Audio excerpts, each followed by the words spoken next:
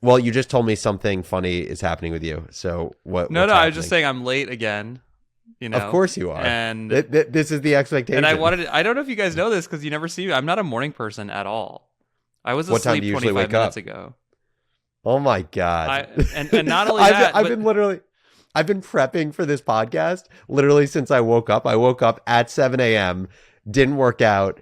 This was the fastest turban tie and beard I've ever had to put together. And that's where you're supposed to say it looks really good. It does. It looks great. Thank you. Honestly, you should have had a Guinness World Record turban tying official speed. judge by you. Yeah. I'd be still sleeping right now, but my wife came in at 8:07 into our room, and she's like, the water heater guy's here, like he's gonna turn off the water. You have to get up and take a shower right now. And if she hadn't done that, I'd still be sleeping. What's up, everyone? I'm Alex Lieberman. Yo, this is Jesse Pujji. And this is The Crazy Ones. Without further ado, I have one ask of the audience before we hop into the episode. I have great news, and the great news is that this show is on fire right now. We have the chance in February to grow downloads by 25% this month, which in the world of podcast growth is the hardest thing. So growing by 25% when you're over 6 figures of downloads is pretty remarkable. It is a stretch goal we have. And the only way we can make that happen is if we mobilize all of the crazy ones and not just Jesse and I marketing this thing. So one really important ask of you all, please, if there's one way you give back to the show, do it in this way. Take 1 minute now or after the podcast and get one person you know to listen to the crazy ones. And because I wanted to make this as easy for you as possible, I came up with 2 ideas for how you can share the podcast. One, go to your family or close friend group chat, whether you have an iPhone or an Android. We don't discriminate against phone type. And you're going to say the following. This podcast is a cheat code for entrepreneurs. When you sell your business for $1 billion in 10 years, you can thank me with a point of equity. Please and thank you. That's the first thing you can do. The second thing, if you want Jesse and I to do more of the work, here's the other option. Email thecrazyones@morningbrew.com, and all you need to do is in the subject line, put new listener, and then CC 1 to 10 people that you know that you think would like the podcast. Jesse and I will take it from there, and we will convince anyone who's CC'd on the email why they should give the show a try. So without further ado, thank you in advance for helping us out, and let's hop into the crazy ones. This episode of The Crazy Ones is brought to you by Electric. Here we are, well on our way into 2023. The markets may still be uncertain, but one thing's for sure. Your business needs a rock-solid security plan, and pronto. Need IT you can count on? Electric is known for their lightning-fast IT support, proactive security standardization across devices, apps, and networks, streamlined employee onboarding and offboarding, and a 105% ROI to boot. And you won't just be snagging dependable IT pros with Electric. They will also gift you a pair of AirPod Pros when you take a qualified meeting with them. You must be an IT decision maker at a US-based company with 10 to 500 employees to qualify. Visit electric.ai/crazyones to learn more and book your qualified meeting. That's electric.ai/crazyones. You know, crypto conversations are too often about who's up and who's down and all of the drama on Twitter. But most conversations about crypto miss how it's going to change everything, which is why I recommend listening to the brand new podcast Validated from the Solana Foundation. Each week on Validated, host Austin Federa pushes aside hype cycles and financial advice to bring you conversations about the biggest ideas shaping the internet. Look, when it comes to blockchain, the thing people talk about most, the price, is actually the least interesting part, which is why Validated stands out because it explores the philosophical and technological questions about cryptocurrency, NFTs, DeFi, and beyond, all while sharing stellar perspectives from some of the world's leading Web3 journalists, analysts, and experts. So whether you're a technology enthusiast just beginning your crypto journey or already active in Web3, don't miss out. Follow Validated on Apple Podcasts, Spotify, or wherever you get your podcasts, and let them know I sent you. What's up, everyone? Welcome back to The Crazy Ones. As always, I am joined by my co-host, Jesse Pujji, and we have an awesome lineup today. First, we are going to be talking about the ever-elusive product market fit. how to find it, how to test for it, and how Jesse is looking for it within his businesses at Gateway X. And then we are going to talk about the amazing and interesting life of Richard Branson. If you only have, say, 20 minutes today and you just want to listen to one of those topics, we're going to be talking about product market fit and Jesse's businesses first.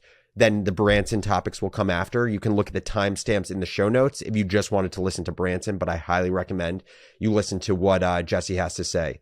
So Jesse, let's hop into it. You were telling me that finding product market fit within your businesses and specifically Kahani has not been an easy task. Elaborate on just how you're thinking about things.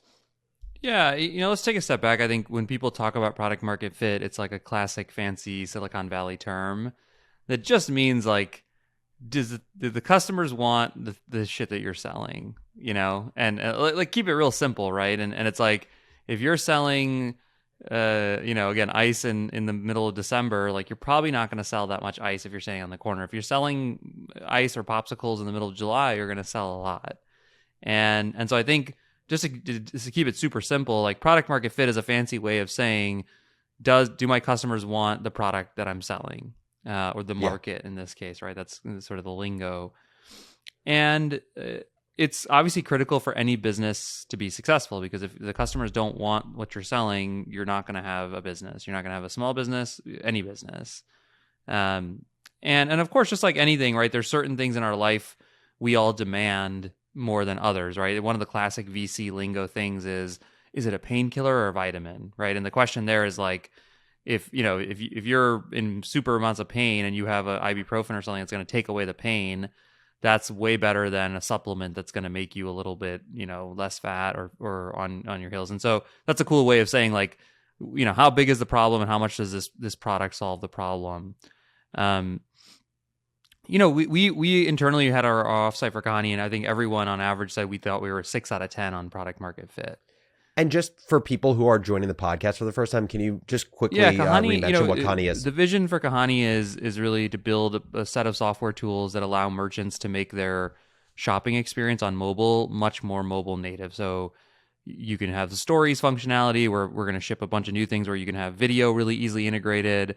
But the idea is, the e-com website hasn't changed in 15 years. And we're going to give all the tools to the merchants to make them, it's going to look just like TikTok and Instagram in the future. That's what the e-com experience will look like. So it's a software, it's a SaaS business. The customers are, $25 million plus Shopify merchants. And I could talk about how we got to even that as a part of product market fit. It tends to focus on fashion and beauty. Those have been the two big verticals that it seems like the product works well for. But that's what Kahani is. And, I had this really unique experience early in my career with Ampush. We were one of the first companies to integrate with Facebook's ad platform. And so we were really out in the market selling Facebook advertising. That was our pitch. And then obviously it was like, once you were bought in on Facebook advertising, it was like, we're the best, by the way, at doing it. But I got to live through multiple phases of that market. So from 2010 to 2012, Facebook didn't even have a mobile product. They didn't have a newsfeed ads.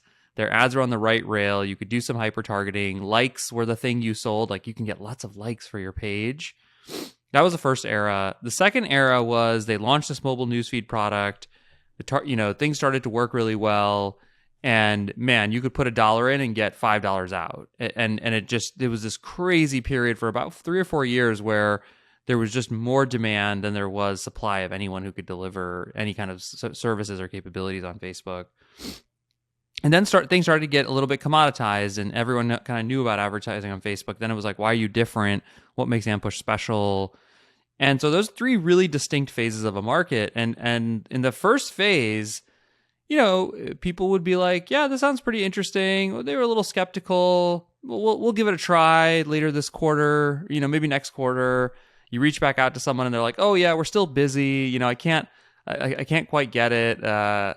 Then we went through this period where, we do a pitch, and within 5 minutes of the pitch finishing and the call ending, we'd get an email going, so can we go live tomorrow? Right? And we were like, oh my gosh, we were just hiring and trying to solve for it. And then as the market petered a little bit, it was everyone wanted it. It was a little more competitive.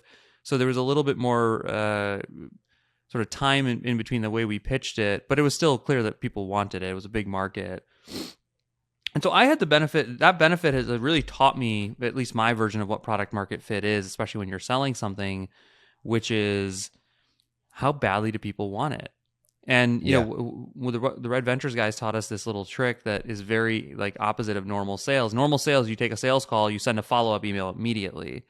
They do really big deals. And so there's, so when you're doing really big deals, you don't want to pretend like a person is into it when they're not into it. You really want to make sure they want it. And so they had a little rule where they were like, wait 3 days for your follow-up. And what it did is it gave us the data to know, because if they didn't follow up, it was like a sign, versus like the next day someone's like, you know, how big is their pain, right? Back to that idea. And so, you know, for Kahani. Well, and just one second there before you talk about Kahani, with Ampush, which was your first business, again, you were building it for 13 years. I'm curious, did you think about things in terms of product market fit? And the reason I asked that is, at least for Morning Brew, like the phrase product market fit never came across my mind. Yeah. No, it's more just like, are we creating a great newsletter that people love? If we do that, we'll win. If we don't, we won't win. Like, I find it, especially today in business, it seems like you're being a little bit more formulaic about it now with your businesses. It seems like people get very formulaic about, okay, are we at product market fit? Are we not? And they obsess over this phrase. Yeah, totally. And I think that's why I said I don't love the lingo. And instead it's like, do my customers want to buy my product, or are they buying my product? Not do they want to, are they actually buying it? Yeah, we didn't think about it at all with Ampush. The one slight difference maybe, and I don't know, obviously your story in terms of if this is true or not, but one thing I make up is the newsletter business had been around, like, and you guys had a new sort of spin on it. Facebook advertising was completely new. I mean, it had not existed. And so the one thing we were very keenly aware of, like, people don't really want to buy this that bad. Like we did get that thing, or we could see the arm twisting we had to do, or and then a year later it was the opposite. I mean, literally we're raising our minimum fees because we can't service all this demand, right? Well, to that point, first of all, I think when you started Ampush, you were looking for a business, right? You were looking for a business to build to get out of finance. When we were building Morning Brew in the early days, we didn't think of it as a business. It was a side project and a hobby, right? So of course, product market fit wouldn't even be a thought because it wasn't even thought of as a business. The other interesting thing you mention in kind of these distinct periods for Ampush is, right, there's all this debate of, you have the 3 legs of the stool of product market fit, right? You have the product, you have the team, and then you have the market. And there's all this debate about what's most important. Right. And, you know, Mark Andreessen will always say that it's the market. Don Valentine, who founded Sequoia, will say the same thing. But it's funny because there's this phrase that goes, when a great team meets a lousy market, market wins. When a lousy team meets a great market, market wins. And when a great team meets a great market, something special happens. And I think it's a great phrase that people think of in a point of time. But I think what you just described with Ampush is actually like where you sit within that phrase can also evolve over time. For sure. Where let's say you had a great team. Originally, it seems like you were in a kind of lousy market, or not lousy, but the market wasn't a place to be great yet. And over time, you simply could do the same quality of work, but the market pulled you forward. Yeah, well, yeah, I think that's right. I also think a great team meets a lousy market, they switch markets. Yeah. That's the one thing, you know, and we kind of did that too. I don't know if you remember the true origin story. We were like doing lead gen for EDU. Yeah. And then we started doing this Facebook thing and we're like, oh my God, this thing is, you know, so we did the same sort of switch over that I think all great teams, if they, you know, and even a version of that's happening with Kahani right now, which I can talk a little bit more about. But yeah, so you know, we launched this software. You know, I have a big network, and we've been out and talking about it on Twitter, and so we have a good, you know, we had 24 meetings in January. Our goal is 40, so we're not quite getting the meetings we want, which is a sign in of itself. Like, we don't get people banging down our door to come talk to us. They know about it. I tweet about it. I talk about it, And then I think most importantly, what's happening in the meetings is everybody thinks it's super cool. Like, not a single, maybe one out of those 24 went, I don't think it's the right thing for us, or I don't really like it. But the 23 were like, oh, this is so smart. Yes, this is obvious. This is the way the world is moving, blah, blah, blah. And you're like, yes, let's do this. And then you're like, okay, cool. I'm going to send you the documents. And, you know, and you know, of the 23, you know, making up numbers, but like, we converted 20% of them, something like that. So it's not terrible. I But was gonna say that feels pretty good. it feels decent, right? But a bunch of them are like, oh yeah, our roadmap in 3 months, like we can't get this in, or they ghost us, or whatever. There's a lot of signs that it's not the It people. doesn't sound like there's urgency. They're not urgency. People aren't falling over themselves to get this. Now, a couple interesting things. One is I'm a pretty good salesman, right? So I have to be careful because I can convince people to do things, and then it's like they may not actually want to do it, but they will, oh, Jesse's our friend. He's a smart guy. He'll advise us. And the nice thing is I have a comparison to Growth Assistant, and Growth Assistant, for those who don't remember, is the talent marketplace where we help brands and agencies find awesome marketing talent in the Philippines. That business, dude, people would email us the next day. I mean, it was, I need a person. I needed a person yesterday. And so they would be driving us to get that person. Is the person ready yet? Did you find them? And so I had the benefit of seeing that. It was a couple of years ago when we launched it, and seeing what insane product market fit looks like when people really want it versus Kahani is like, yeah, it's not, it's sort of, it's okay. And so what do you do about it? Right. I think that's the next question. And there's a whole variety of things you do. And the reality of it is, and I've never really built software in this way, or software products that I'm selling. We built internal software products at Ampush that the teams used. And what's interesting is, like, it's hard to iterate. And what we learned was we were a little bit, or we still are a little bit of a solution chasing a problem. Like one morning I woke up and I was like, why don't e-commerce sites have the same functionality as Instagram? That's what they should do. Let's go build that. And we built it, and a bunch of people used it and liked it. And we thought, okay, this is a good idea. But there was no problem that we articulated that we were solving. And the nice thing is we're talking to a lot of customers and we're hearing from them. And it's amazing. Like in the middle of the month, there was like 2 very specific meetings we had. And they really gave us, like, they're 2 very different use cases for it, but they're both very clear. One is, yeah, I have all this content. It's all on social, and my website, I cannot have any of it on my website right now. It's like really annoying. I wish I could use my content on my website, and I have all this video, and I want to put it on my website. And so, boom, I was like, oh yeah, that's what the problem is that people are having that we can solve. The other one was like, I want to merchandise and show all my products, in a fast and easy way. Like I want to be able to show more product to people when they come on the site.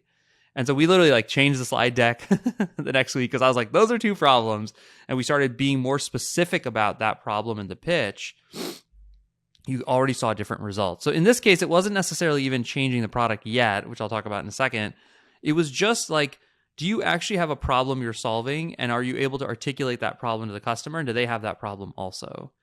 Because there's so many thoughts that come from this. The first thing, just kind of high level, is a lot of people think of product market fit as like this big bang event, right? Like you create the product and it happens, or else you don't have product market fit and you should move on to the next business, right? But it's like the way that you're describing it right now and how people should think about it is it's more like you're a scientist and you have a lot of hypotheses. You run these tests, these controlled tests, and then you see what happens.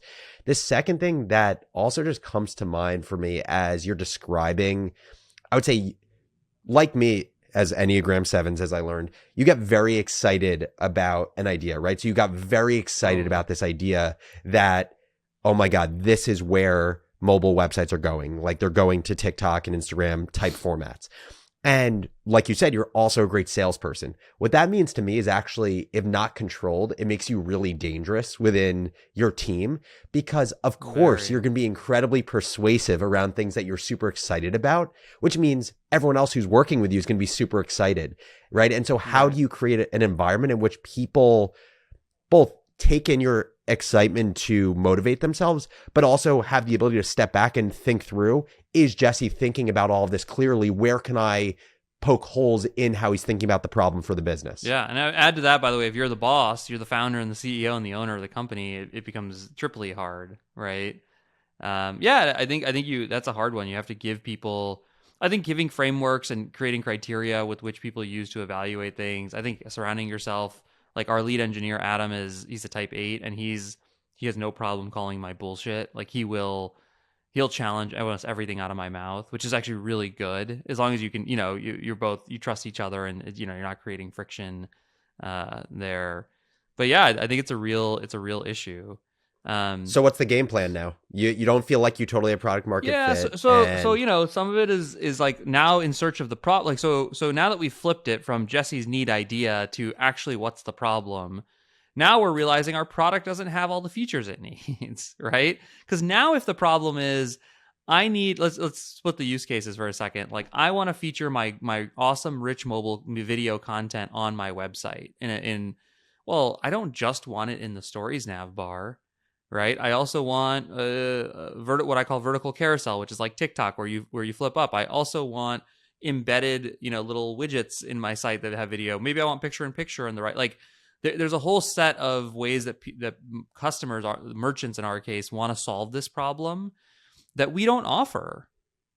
Right. And it's like, boom, like it becomes really clear that you're like, oh, now that I understand the problem, now I understand why my fit is not, I'm not fully fitting in there because my product isn't built out to it. So now, I literally spent yesterday morning mocking up a bunch of what we call form factors for Kahani, which is the core of getting into that sort of that experience of a video or picture media. And tapping is obviously similar, but the circles is just one way you can get there. What about carousels? What about swipe up vertical? What about all these other things, right? And yeah. And so I think, that's kind of the big, there's other stuff, but for the purposes of this discussion, like that's probably the big aha that we've had.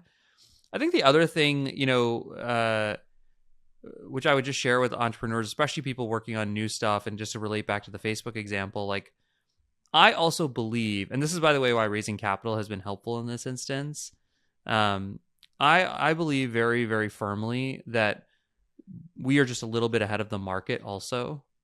And what I mean by that is like, I think e-commerce people are busy. Last year they were dealing with inventory issues and a whole host of other stuff. The website is actually kind of a forgotten asset, surprisingly, for most of these guys.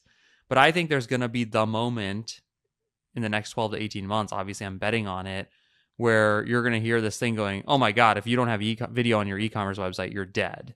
You are deficient, and all of a sudden what feels like a vitamin will become a painkiller, and hopefully we'll be like, ha ha ha ha, the master plan. Like people will be banging down our doors to have Kahani on their website.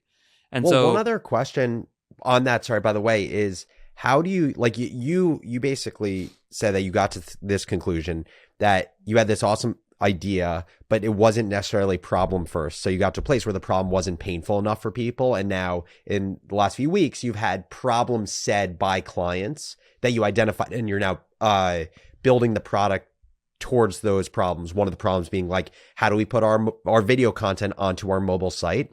How do you decide when you actually aren't solving a problem versus you're in a current market that even if you have a great problem to solve, it's just the market isn't a place to solve that problem? Said differently, either you're too early in the market or we're in a recession right now and people are just trying to be in kind of like hibernation mode at the moment.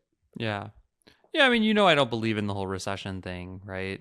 Yeah. Recession is the economy goes down by 3% instead of up by 3%. So we go from being a 20 trillion to being a 19.5 trillion or 20.5 trillion. Like I personally just don't believe in that effect. Like, don't you think it's an excuse? Yeah, well, yeah, sure. Will the purchase rates be a little depressed? Yes, but if the product is, people buy stuff in recessions, is my point, right? Yeah.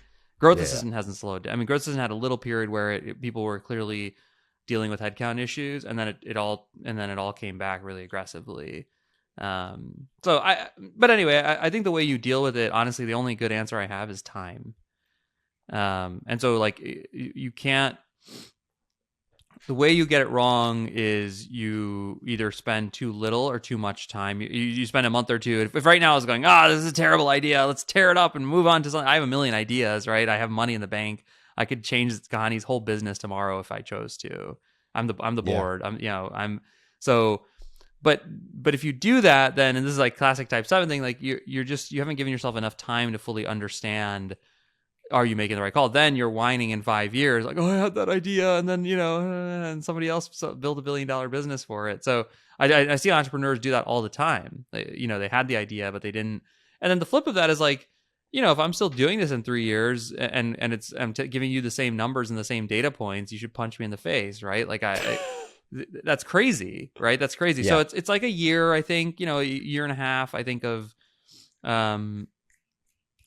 Obviously, that's way too broad a brush because you're paying attention to what's happening in the world. Internet speeds may be getting a little faster in 6 to 9 months on mobile, and e-commerce is consolidated. I mean, there's a million things that could be happening that may or may not think that the market's more ready to be there than what it is today. And I think some of it is just like, from my perspective, it's a little bit like, this is obvious. Everyone says it's obvious. I think it's obvious. It's not happening yet. Okay, we're just early. Like it's gonna. Yeah. This is gonna happen. It's just a question of when. And then the other thing I'll add to it is, you've heard all kinds of entrepreneur stories about this, especially in the early internet days. It's also part of our responsibility to catalyze this. Like, we need to be at the top of the mountain screaming about how your websites look 20 years old and they, e-commerce, the video experience is broken. And you'd be amazed at ultimately you're influencing maybe 5,000 people who are the executives and the owners of all these e-commerce businesses. And so it's actually not that hard to get out there and convince those people that there's something, the world needs to be different. Yeah. One thing I just want to point out, by the way, is like, again, for a first-time entrepreneur, even a serial entrepreneur, if they feel like they haven't quite figured out product market fit, a lot of people will get panicked about it because they're like, shit, like this whole grand plan I had, like, what do I do now? And you seem very like seemingly calm about it. And I think part of it is because your thesis hasn't really changed, like the kind of the long distance thesis and your belief in yourself to figure it out. I think this also tie well in a few minutes when we transition into just the story of Richard Branson, because this guy built 400 businesses. So many of them have failed. The amount of times he's pivoted his ideas, you can't keep track of. The other thing I'll say in kind of how you're thinking about this business, I'm a very visual person. The way I visualize it is like, Kahani is this ship, and the ship, you ultimately want to get to like your destination, some island, and that island is a world in which mobile websites have been rejuvenated and rebuilt for the time we live in. And you're the captain of the ship, and your whole team is the crew that's paddling. And all the information you're taking in from customers and from the market is the wind, it's the waves, it's everything that's pushing the boat. And so you need to tell your crew to make adjustments. And that's why you're standing at all times above the ship, giving direction with your crew. I think the biggest thing that entrepreneurs think is like, your business will just succeed if you kind of let the ship start going, people row, and then you're sitting, below below the ship in your room, just lounging. But like, you're the person who's taking in all the information to then distill it into what's most important. And so like, that's what you're doing right now. Yeah. And I was going to say, the reason I think I'm calm, I think is, there's some real reasons. I have other success in other businesses and push. I think like we have plenty of money in the bank at Kahani, so we have time, which is the most important variable here. But I think the other reason is I did not start this journey saying, I know the answer. And I think it's so important for any entrepreneur listening. It's like they call the concept the beginner's mind. And I think there's this ton of pressure. And I see actually Adrienne at Growth Assistant, she puts this on herself. And sometimes I'm like, Adrienne, no one's ever had growth marketers sold it. Like, no, why would you know this? And she's like, no, I should have known. I'm like, why? And so for me, I think I saw her tweet something exactly along the lines of this idea of like, how do I deal with imposter syndrome as a first-time CEO? Yeah, people, they flip in the other. I need to know everything. I'm supposed to be the expert. And for me, when we started Kahani, I was like, I don't know what verticals this is going to work for. In our pitch deck, by the way, we raise money. It says our target market is 1 to 10 million Shopify stores. And then we started selling to them and realized, God, it's hard. The product isn't quite self-serve enough. And we closed a couple bigger guys, and it's like, these guys can leverage it. They have the team to use it. Like, we needed a person inside the content. And so we didn't know, right? And so I think that's the most important thing is like, I don't know is a really powerful statement and phrase. And I was like, I don't know what the market's going to be. I'm going to go learn. And I'm going to do the way I learn that is I'm going to sell. I'm going to see who uses it. The one thing I made it sound like the customers just said that this is my problem. We had customers use the product, right? And the ones that have loved it have gone into those use cases. So it's not like there's people spending every day in Kahani and they're using it for those purposes, which told us that that's what the problem was they were trying to solve. So it's just super important to be like, I don't know. I have no idea. And then that's what's kept me calm, because I don't expect myself to have the master plan of knowing exactly which customer is going to buy my product. It's like, that's why I was calling you out with the plunger thing last week, where you're like, oh, I don't know that our business professionals did it. I'm like, you have no idea. Just go sell it and see what happens. Yeah. And the market will speak back to you very fast. I have one last question for you, which is, it ties into last episode where I talked about, how to crush an investor update. As you are navigating stuff like this, that is just the reality of your business, where you don't feel like you perfectly hit product market fit, it could be perceived by some entrepreneur, if they were experiencing it as like a weakness. How do you communicate things like this to an investor where you're fully transparent with them, but also they don't lose faith? Yeah, I think it's a tricky thing. I would say I would use words like, here's what I believe and why. Here's what I'm going to do to validate that. And here's the things that would change my mind. Right? So now it's like, you don't want to go in and go, I don't have any idea. I mean, I could maybe get away with that, right? Like, I didn't say that, of course, right? I had a point. I said 1 to 10, and the reason is I want to figure out the product and make sure that it works for this small before I sell big. Like, I had a whole story around it, and I was like, but I also have only sold this to 20 people, so I reserve the right to change my mind. And but for anyone of us coaching someone, I would say, here's what I believe, here's why, here's what I'm going to do to validate it, and here's what would change my mind I'll keep you abreast. So now, again, someone goes, oh, this person has a point of view. They've thought deeply about the problem. They also thought so deeply about it that they know what might change their mind, and they're also clear on what they're going to do to kind of get an answer to this. That's kind of how I would frame it. That's how I'd frame it with investors. Well, and I think by doing that also, you kind of flip the narrative where actually it can be perceived as a strength, that you don't purport to know all of the answers, and you kind of show this consistent through line of, investors can't necessarily expect top-notch business performance at all times, but what they can expect is like critical thinking and self-awareness. Totally. That will allow you to get to a point where you want to be. And one of my other hacks, by the way, during my investor calls, when people would do stuff like that, I'd go, oh, what do you think? And it was the best, because they would go, well, yeah, I think you're thinking about it the right way, Jesse, and you may want to look at this. And I'm like, oh, okay, you have no fucking idea either. I love that. Okay, any other thoughts on the product market fit and Kahani topic before we switch gears? No, I think if I were to summarize it, I'd say, you got to keep selling. It's really important. You got to, I was talking to an entrepreneur the other day who was telling me about his big plans and his product and his challenges. And I said, how many sales meetings are you getting a week? He's like, I don't know, 1. I'm like, dude, this is never going to work. You're like 100x that. You have to get 5 to 10 a week, because everyone is an at bat, right? And so that's number 1. You got to keep getting the sales meetings. Number 2 is you got to adjust, and again, ideally build a culture of adjustment. After every sales calls at Kahani, we try to end it a few minutes early, and we just go quickly on Slack. What do we do well? What did we learn? What could be better? It takes 2 seconds to do that after a call. And next thing you know, everyone's learning, and every time the pitch is getting better and better. And then when you start seeing themes, you have to go back to the product and say, we got to change the product. We got to, now that we have, identify the problem more clearly, and then adjust to make sure your product solves that problem. I love that. Okay. Second topic. And I was asleep an hour ago, by the way. Just you were asleep an hour ago. I was feverishly listening to a podcast on 2X about Richard Branson to make sure I was prepared.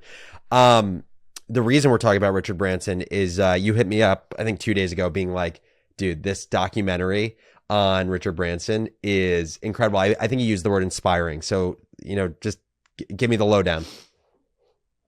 Man, it's so inspiring. I'll tell you why. I can go and tell you his whole story, but let me tell you specifically why I texted you that. The dude is like 70 or whatever, and 15 years ago, he said, you know what? We've done all this stuff. Like, I want to go to space. And, part of it in my mind after, I thought he was more, he is a marketing and sales guy, obviously, which I guess gets me excited because I think of myself that way too. Mm-hmm. But like, he said, we're going to go to space. And, like me or you, I bet you he's a type 7. He's like, yeah, in 2 years, we're going to be going to space. And I don't know how you feel about this, by the way, but this is a struggle. Not a struggle. This is a thing that I've like play with in myself. Like, I have no problem making very bold vision claims, and if we don't meet them, I don't care.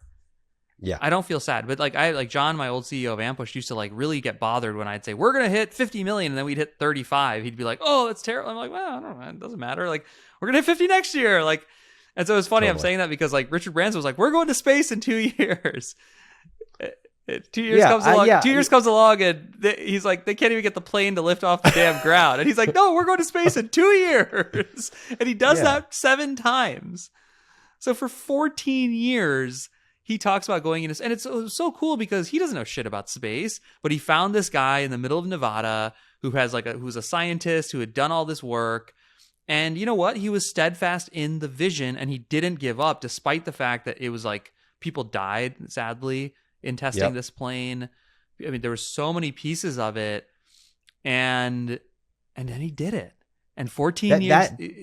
That's the fascinating thing. By the way, as I was like studying him and his businesses, is there are so many businesses that he's gotten into just by definition of him being in like every category of business you could imagine. There's so many businesses where he has no expertise in the business. Like I was listening to one part of the podcast where it was about how because he set all these records, these Guinness records. And one of the records that he was trying to set was, I think, the longest transatlantic flight, like basically having a plane flying in air for the longest time. And they set the record. It was 67 hours that a plane was in air. And he wasn't the guy flying the plane. The guy was flying, whoever the pilot was flying the plane. But he described how like they built the plane out of this carbon fiber base that made it way more fuel efficient, where it used the same amount of fuel as a truck on the road in the US. Right. And I was thinking to myself, how the hell did he know any of this shit? And he didn't. He didn't. And you know, I think as I think about my own dreams and my own Holdco visions, like he's not talked about in the Holdco circles as much as I think he should be. Totally.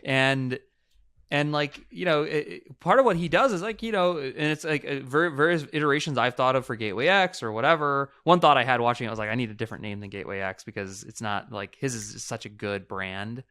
Gateway X is like, which, by the way, did he talk about the story in the documentary of how it was named? They do in the first episode. Yeah. So I've read his book, Losing My Virginity.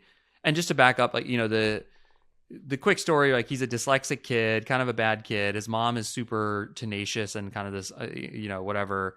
He starts a student, and you know, the guy's old, like he's in his 70s now, right? So yeah, in the 60s during the hippie phase, he starts this like student newspaper or whatever, media, just like you, starts a media business. And next thing you know, that paper is like the #1 paper in the UK. And that turns into kind of a real business. And then he, you know, I don't know if he sold that or just didn't. It ended up going away for some reason. But then he's like, oh, I like hanging out at the record store with my friends and listening to records. So he starts a couple record stores. And just to add one detail to that, what happened was he had it like he was like the OG in building your own distribution. He noticed a lot of these students who read his paper, which was called The Student, they loved music. And he even made this comment that like they were more willing to pay for music than they would like a meal. Right. And so he's like, what if we start a mail order record for people to buy records and we mail them to them, and we use my newspaper as the built-in advertising for that? And so it's just like, it was he's used every business as a launch point for the next business. Yeah, it's like sort of like a version of product market fit. He just listens to customers, sees what they want, and then he's like, oh, let's do this. And so he starts a couple record stores, and then one day, you know, sees this like beautiful house in the country, and it was like, you know what, we should start a recording studio. And he starts, you know, he goes, yeah, let's get this recording studio. Then he's like, oh, some people came through, and there was a famous album called Tubular Bells, which was really his first big hit. But then from there, I mean, he had some of the biggest names in rock and roll and media. Rolling Stones, Sex Pistols. Yeah, he was there producing them. And all of a sudden, like, by the way, let's take a step back. Like, media is the original software. You record a song once and you can sell it a bazillion times. So all of a sudden he starts scaling the crap out of this huge music business, and he eventually sells it, and sells it for $1 billion+. And he has a great story in his book where he starts bawling his eyes out. And he's just super sad about what he just let go. This whole thing, his baby he ran for 15 years. But from there, he kept finding ways he would, the airline story is great. Like the story he tells was like there's a couple origin stories for it, but he was like stuck on an island. He basically found a way to charter a plane and get a bunch of passengers to come with him and put the money together. And he's like, and he wrote Virgin Airlines like in the like to go from point A to point B. Well, do you know why he was stuck on the island? I learned this in the episode. He had just been to Necker Island. Oh, right. Because he had just been to Necker, which is the island, that he owns now and he's known for owning. But he went to Necker because he basically was thinking about how can I get a free trip for my girlfriend and I. And so he showed interest in buying a property in the Virgin Islands. So they paid for his flight. They paid for his hotel. And on Necker Island, they're like, yeah, we'd be interested in selling the island to you for $3 million. And he had offered like $150,000. Yep. So when he said that, they were like, yeah, there's no interest. And he ended up going to this other island. The funny thing is he ended up going and buying Necker Island for, I believe, $175,000. Yeah, in the book, they're like, 9 months later, the Lord called him back and said, I'm in dire straits. I need you to buy the island. But yeah, so he did that. And then, but the way he originally started it was you could buy a plane from Boeing and it'd be hundreds of millions of dollars, whatever. He basically got a 1-year lease that he could put back to them.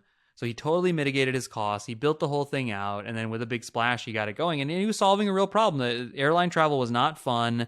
British Airways was a total monopoly that sucked at that time. And he created a totally different flying experience that then got going. So I think what was so inspiring, I mean, like all these things we're talking about, these stories are obviously, for any entrepreneur, they're really exciting. The thing for me was like, he really knows what he's great at. He leans into his zones of genius. It's just super clear, right? He doesn't necessarily control everything. He has a stake and he sort of like uses the best of himself. He puts the right operators in place. He puts the right expertise in place. But the coolest thing was the guy's like 70 and he's still ambitiously trying to accomplish things.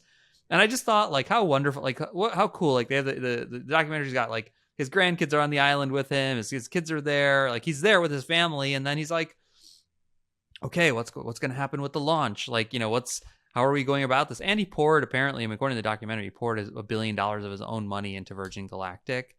And there's no reason you do that other than like you really want that thing to happen and exist in the world, and you're really excited and passionate about it. And so it just got me really inspired. Going, man, this guy's been at it for 30 more years than I have already, and he's still willing to go. And dude, 14 years.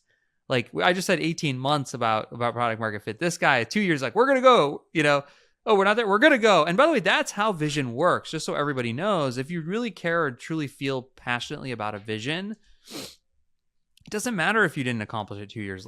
That just means you haven't gotten to the vision yet. You keep going for something like that. But I'm not sure I would do that. I'm not sure most people I know would do that, but he just kept going for 14 years until they actually got the thing to go to space. Well, that's the thing also about like even using Virgin Airlines. Like everyone, all of his close confidants were like, you're an absolute idiot for starting this business. Like it's a horrible business. It's fully consolidated, all of these things. And I feel like the through line to his career is he really tries to have as much fun as possible. And so if you look at his decisions through the lens of optimizing for fun, it actually makes a lot of sense. Like he's just done really cool shit. If you look at it through the lens of optimization for money, it makes no sense. Some of the decisions that he's made. And, I think, there's so many incredible lessons to just learn from him. Obviously, one that we mentioned before is this guy has zero concern about failure with his businesses. Like, there are so many businesses that he's launched you have no idea about. Virgin Cosmetics, Virgin Brides, Virgin Cola, dude. Virgin Cola was the biggest failure ever. Yeah, totally. And I think part of it, why is he open to doing this? Partially, he doesn't view these things as failures. He knows that it's a game of taking a lot of at-bats and being smart about seeing opportunities. I think the other thing is the really smart way in the podcast I listened to, it kind of talked about his view of his holdco. And I'm trying to find the name of it. He basically calls it like a branded conglomerate it's branded venture capital. And basically the way that he's done a lot of these businesses is he's like, I like small businesses way more than I like big businesses. And I'm going to take all these big swings and I'm going to try to find every way possible to mitigate my downside. So what I'm going to do is I'm going to find entrepreneurs who have a specific area of expertise. I'm going to go 50-50 in a partnership with them so that they have a ton of upside. I'm going to fund the business and then I'm going to let them go off to the races and they're going to leverage the Virgin name. Right. And so these 400 businesses, right? Like he has not been operating these 400, but it's just the combination of having a vision, finding a great entrepreneur. And now with all these businesses, he's diversified his revenue so much because he has all these companies. And I think the other thing that, like, again, I aspire to be this as a part of it. This is one of the reasons we did raise money for Kahani is like, I as much as I talk about bootstrapping, and I think that's a mindset, by the way, which I will always retain and want to always retain. There is the capital markets are just another market that you, as a company, you want to be able to participate in smart ways. With with Unbloat, we're using all this debt capital, and we've raised venture.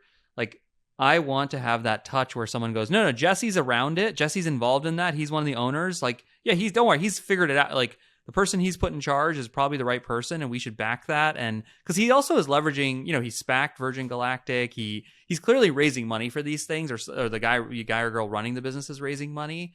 And that's part of being successful and taking lots of swings is you have to have access to those capital markets. And I think that's all part of the equation for doing what he's doing, right? So he has the brand, he has this unfair advantage of his sales and marketing. He himself is a very keen and shrewd entrepreneur. And then he partners with the expertise of people in different things, but then he also gets access to capital so that he, I'm sure he puts a lot of his own money into all of these things, but then he also, he's obviously leveraging third-party capital. He has to be. There's no way the Virgin Galactic raised, I don't know, $800 million during the SPAC process. Totally. Yeah.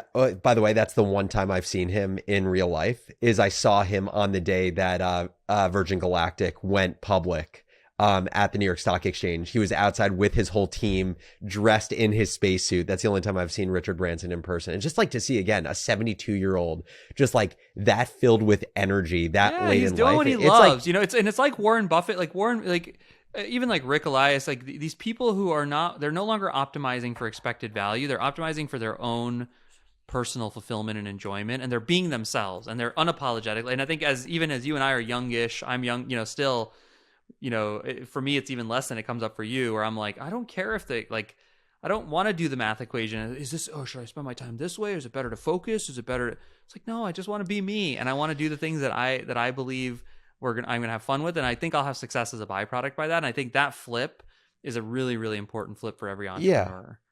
Yeah. And what I'll say also is like, as I listen to these podcasts, and by the way, just to give a shout out, the two of the podcasts I listen to are the Founders Podcast, which is a great podcast. This guy, David, reads autobiographies and biographies weekly, and then he summarizes them. So that's owned by Colossus, Patrick. Exactly. So it was super helpful. But to me, as I listen to this, it made me just want to read the full books more because I think it made me feel kind of like a little bit more understood in a way. Like, I've always viewed myself as this person who's very ADD and like distractible and all these things. And always thought like that is going to be the thing that doesn't allow me to be successful in business. And by looking at this guy's story, like he has literally provided the playbook for how you can create infrastructure and like a framework in your life to kind of like have your cake and eat it too, where like you can work on a lot of things, but also not dilute yourself. And the second thing I'll say is we talked about this, last long form episode about the plunge, my axe throwing inspired backyard game, where like, you're like, that's cute, Alex. You're doing a Kickstarter and you've spent $12,000. And there is a part of like the scrappiness that I love no matter what business I start. But also I think one of the things that separates him is like, he really is willing to take big swings and he does have a thoughtfulness around mitigating risk. And so for me, it pushes me to think about how do I take risk, but also and mitigate the downside, but like do so in a balanced way. Cause I think if we looked at what I'm doing with the backyard game right now, it's probably a little bit too tilted in the downside mitigation part and not the like taking the big swing part. One last thing I'll just say about hold on. Richard, it makes me really happy to hear you say that because I think as is my little brother, you're my little brother in a lot of this. Like The type 7 thing, like I've had my own struggles of like, no, why am I like that? Like, no, that's going to be a problem for me. Totally. That's bad, Jesse. Focus at Jesse, right? And I do think that the answer is, and I'm going to send you this link, but like, there's a really healthy version of the type 7 where they're aware of this tendency and they manage around it, and you create structures that support it. And you see Rick has done it. I'm trying to do it now. Obviously, Richard Branson has done it. And it'll be more, not only will I think you be more effective, but you will be much more fulfilled and happy. And I think that's versus like constantly being in this inner battle of like, oh, am I doing it right? Am I doing it wrong? And on the plunge, I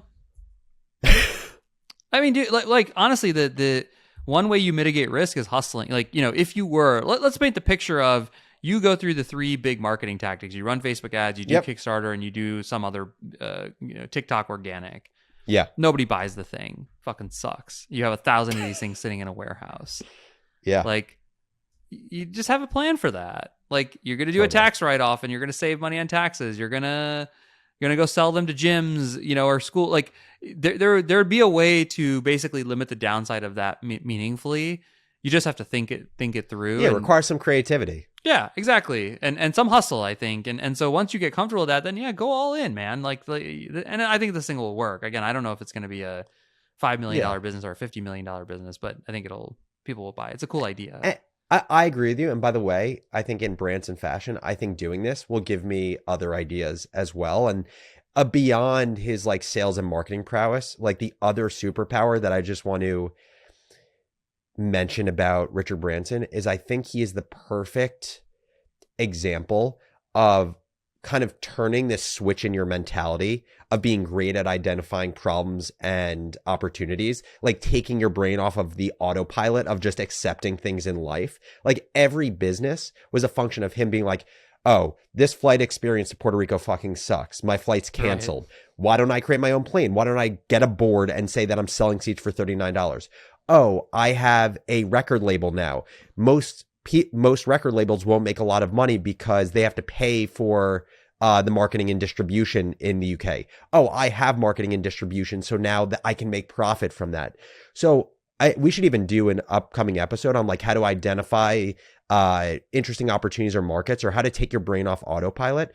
But I think the perfect balance is both being like a lifelong optimist, but also knowing how to switch your brain to like really feel and identify when something doesn't feel right. Yeah. Or just spot opportunity. Like to me, I just see things and I'm like, oh, there's an opportunity. That doesn't seem, like maybe it's the same thing you're saying, but it's like, I think of it as spotting opportunity. I think the other thing is I've made, I wanted to do this at Ampush, and in my wildest dreams, I figured it out at Ampush. I didn't, obviously, right? But the mistake I made was I was still trying to do this while operating Ampush. So talk about the Type 7, and and that was a mistake. Like I couldn't do both. I couldn't take the client meetings and make sure we were pacing our revenue correctly while also trying to like get new things off the ground. And so that's just an important part of this, which is just, again, being honest with yourself and knowing what you're doing. And there's nothing wrong. If you're running the business, you're running the business. There's nothing wrong with that, but don't also try to do those other things because that's not going to work. And vice versa. If you're not running, if you're not running the business, you have to find the right people and surround yourself with the right people who will do it. I love it. I think that's a perfect place to end the episode. As always, love these conversations. As always, super grateful for all of the crazy ones that listen to the show week in and week out. As I mentioned, if you could help us hit 25% growth on the podcast month over month, it would be massive. Send a text to your group, your family or friend group text, shoot an email to us saying new friend and CC them, and we'll do the heavy lifting of selling them on why they should listen to the show. Jesse, anything else before we sign off? No, let's make it happen. Let's make it happen. Thanks, everyone. Have a great week. Thank you guys so much for watching this episode of The Crazy Ones. If you're an entrepreneur or a builder and want more great startup content, make sure to subscribe on our YouTube channel or wherever you get your podcasts.